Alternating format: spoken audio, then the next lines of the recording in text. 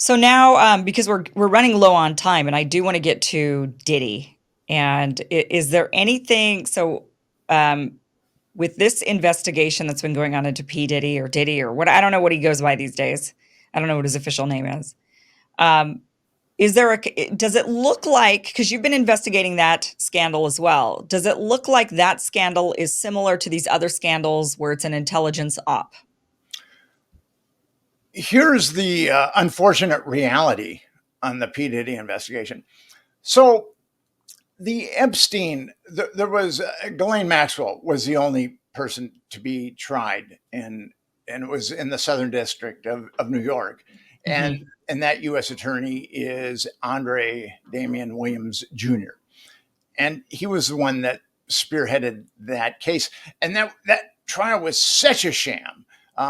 Only four victims were called, and none of those victims had been molested had been exclusively molested by Epstein and Maxwell. So none of the kids or victims that had been molested by the power brokers were called. It was a Hmm. very, very carefully choreographed trial. And she was only indicted on one count of child trafficking. She should have been indicted on 100 counts of child trafficking, 200 counts. She did it for 20, 25 years. And then Hmm. the procurers, the New York Times ran a story about six procurers, and none of them were indicted. And if the Department of Justice was really going to go for justice, they'd take the procurers and they would charge them with 10 counts of child trafficking, which carries a 15-year to life sentence. And they'd be looking at 10 lifetimes in prison, then they'd roll over on the perps. It would be a typical RICO case. Yeah. So that U.S. attorney was overseeing that carefully choreographed trial. The same U.S. attorney, Andre Damian Williams Jr., is the one that started the investigation into Diddy. And it doesn't make sense because why would search warrants emanate from the Southern District of New York Hmm. when they were used in LA and Miami? It doesn't make any sense. Now, the thing about P. Diddy is there's actually six molestation lawsuits against him. And two of them were minors at the time. And uh, Rodney Jones, has said that there were always minors there at his sex parties. So I think that all these lawsuits coming at P. Diddy, if P. Diddy is connected to that dark, roguish intelligence that we've been talking about, I think he will be taken down.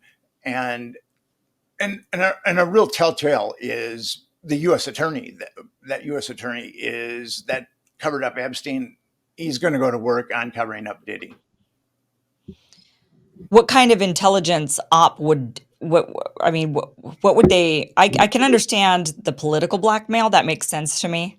Going after the politicians, making sure they vote a certain way, that they support certain measures. They have a lot of power when it comes to obviously domestic and foreign policy. But what about Diddy? I mean, what does he have to do with anything? So they're going to go after a bunch of celebrities, but for what purpose? Well, the thing with Diddy is, according to Rodney Jones, every room in his house, his homes, had cameras, hidden cameras. And it's very interesting. Diddy started Bad Boy Records with Clive Davis. And Hmm. Clive Davis has done a number of things. He was part of a payola scandal. He was president of CBS Records. He was embezzling money from CBS Records with a guy in the Genovese crime family.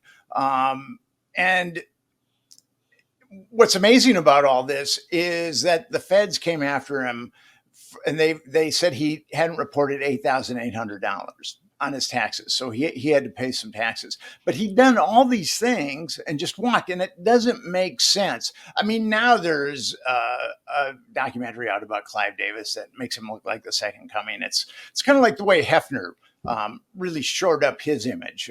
But I Yeah. think once Davis is uh, buried, a number of things are going to come out. But Davis skated on all these illegalities, and then he hooked up with Diddy, and they started Bad Boy Records. So I think that Davis And Diddy, there's I think that there's some kind of symbiosis there. Who do you think they were blackmailing? Do you think that it was also an intelligence operation that was blackmailing, trying to go after? I mean, I would imagine there would be a lot of power players that would show up to these parties that want to hang out with celebrities, or do you think it was just a different type of blackmail that was going on, a different type of blackmail operation for different purposes that wasn't like an intelligence op? Well, people in Hollywood have a tremendous amount of power, and Hmm. they can really influence how Americans think. I mean, we know that for sure. Hmm. So if Diddy is in fact a blackmail operation, um, that's who he was going after. And the Franklin Network went after Hollywood people too. They were flying kids to the West Coast and going and compromising Hollywood people. So Hollywood people being compromised isn't anything new. So it would be the whole like kind of idea around, so we see politicians, that makes sense. They have power and influence over politics and policy. People in Hollywood, because you're saying that the connection there would be making movies and cultural, uh, basically influencing culture, influencing thought. If you had five big time Hollywood celebrities that came out and said we need to get to the bottom of Epstein, we need justice, you would see some mobility there. So that's how much power Yeah. that those guys have. I would imagine then they also went after the news media. That would make sense as well, that there'd be a lot of compromised people in news. There's a lot of compromised people in the media. I saw this with the Franklin scandal, that there are a number of compromised people, and with Epstein, we haven't seen a lot of people in the media. We've seen a lot of people in politics and some people in Hmm. science, but and a lot of people in finance. But I wouldn't be surprised if there was a real investigation into it that some media barons would show up too. Wow. Um, what is the most damning, I guess, to wrap this up, I guess what's the message to everybody about these various investigations? It seems to me that if in your lifetime alone, and not even, I mean, you're saying since 2002 you've been investigating, starting with the finders. So just in over slightly over 20 years, you've been investigating 22 years. this 22 years, investigating this particular angle of sex trafficking, of child sex trafficking networks that are, I mean, you've uncovered now three, potentially four with Diddy. You've been covering four potential intelligent trafficking operations. I mean, that just seems to me that there would be many more than just these four Oh, that we haven't even absolutely, been able to. absolutely. And I got it from a source. Now I don't know how solid the source is, but I was told that there was a Epstein understudy. These networks are they're all over. I mean, where there's a demand, there's a supply. I mean, it's basically, and when you think about, if you step back and look at this problem societally, according to the Centers for Disease Control, and we're talking the CDC and we're talking conservative, 25% of underage girls are molested in the United States, and 7% of boys. And most people that are knowledgeable in this area believe that it's much higher with boys. But that's 52 million Americans that have been molested as children. 52 million. They could practically be the biggest political party in the United States of America. So Yeah. that's how endemic this problem is. Wow. And what we have with Epstein and what we have with Franklin, and we got to see how P. Diddy unfolds. We have the government, our government, Hmm.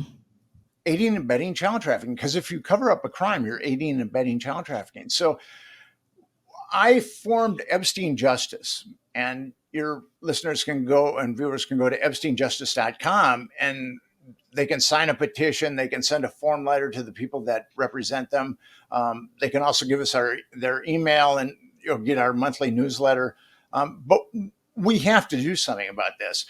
Um, it's child abuse is endemic in the United States of America, and we have to make sure that the government no longer aids and abets child trafficking. We have to get that part down, and then we can tackle other parts. But we just have to make sure that the government stops aiding and abetting child trafficking. The issue is from an intelligence perspective, what they're if they're doing this for blackmail, that's the one thing you would use is underage sex because it's illegal. It's especially as society has grown more liberal, I think in kind of a live and let live. It's not to catch a senator being gay, for example, nowadays is like, oh, okay, well, that's too bad he didn't feel like he could come out of the closet. It's not as when you look at like French politics, for example, when they have, oh, the president had an affair, the French people just shrug their shoulders like, yeah, so what?